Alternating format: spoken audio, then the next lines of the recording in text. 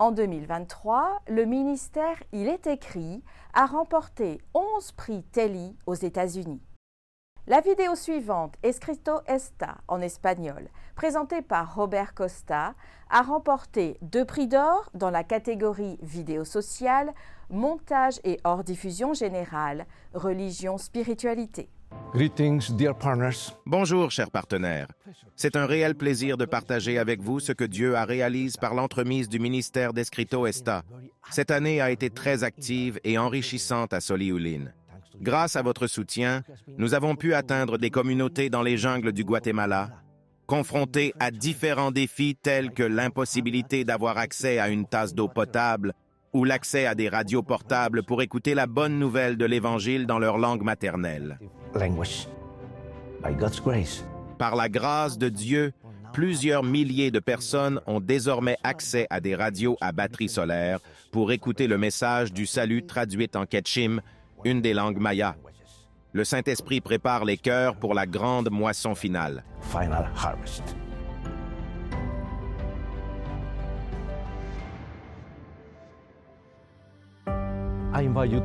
Je vous invite à m'accompagner au Costa Rica et au Nicaragua. Les préparatifs ont commencé au cours du mois de septembre de l'année dernière avec des milliers de petits groupes et une évangélisation de la santé.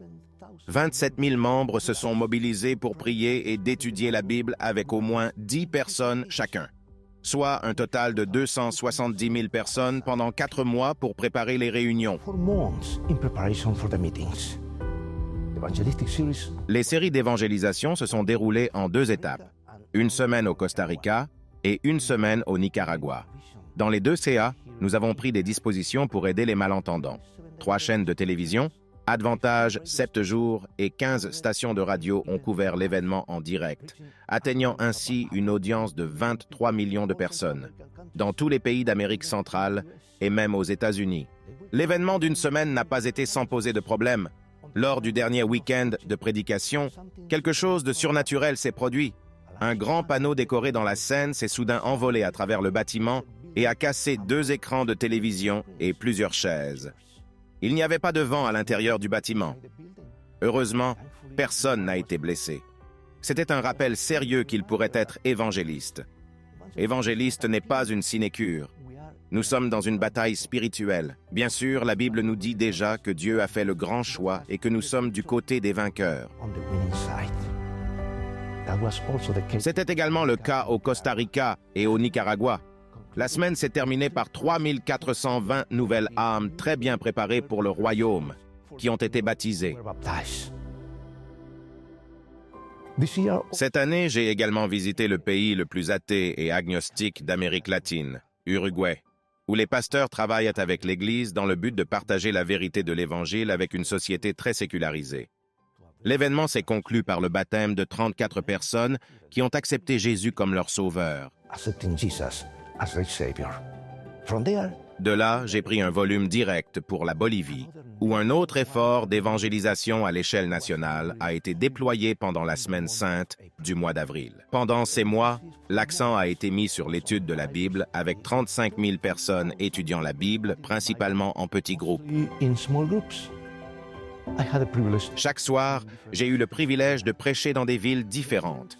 L'événement a commencé un samedi matin, sous la pluie et la grêle, dans le stade de football le plus haut du monde, près de la ville de La Paz, à 14 000 pieds d'altitude. Environ 25 000 membres et 4 000 visiteurs ont assisté à l'événement tout au long de la journée. 70 arbres de baptême portatifs se sont dressés au centre du terrain en forme de croix géante. Le baptême s'est fait avec de l'eau chaude apportée de la source d'eau chaude, un énorme camion-citerne qui venait de loin. Nous avons terminé dans la ville de Cochabamba et à la fin de la semaine, nous avions 7237 baptêmes et d'autres ont eu lieu dans les semaines suivantes. En mai, j'ai eu l'occasion de me rendre dans le nord de Madrid, en Espagne, une petite congrégation que nous avons aidé à établir au cours des 2 dernières années. Aujourd'hui, ils comptent environ 90 membres. Enfin, après la pandémie, ils ont ouvert les portes du culte à leur communauté. They decide to do it Ils décident de le faire en classant le nouveau sanctuaire et le nouveau bâtiment. Baptême avec une série d'évangélisation d'une semaine. Ils ont amené 27 visiteurs, amis et voisins. 14 d'entre eux ont répondu à l'appel au baptême du samedi dernier. Il y a plus de 2 ans, un laïc engagé a invité José et Elena à un programme spécial dans l'une de nos églises.